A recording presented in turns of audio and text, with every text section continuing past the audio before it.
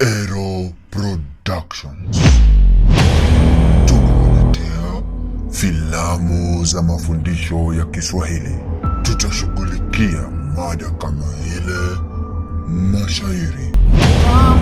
Fikiria hata kama mara 7, mpenzi unichukue nikae nawe milele. Sosiolojia.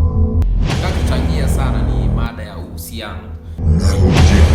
Ulipokuwa kidato cha 4 wewe ulikuwa unafanya uchanganuzi wa sentensi. Mimi mwenyewe sitaki kudanganya, manake uchanganuzi wa sentensi nilijua nikiwa kidato cha 3. Naam. Nilikuwa nikiona changanua sentensi nashindwa ni nini. Nilipopatana na mwalimu mmoja, akaniketisha yeye mwenyewe akanieleza ni nini hasa uchanganuzi, akanieleza lugha. Katika lugha tuna aina za maneno. Kuna aina 8 za maneno ambazo tutaweza kuzungumzia. Nitakuwa nikizungumzia uchanganuzi wa sentensi. Na katika uchanganuzi wa sentensi tunaweza ichanganua kwa aina 3. Maigizo.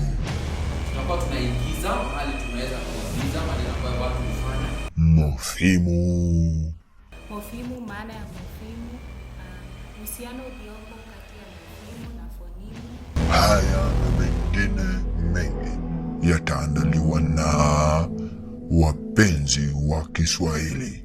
Kumbuka kusubscribe ili upate uhondo na mafunzo zaidi. Ero Productions, tunakujali manake unatujali. Masaheri.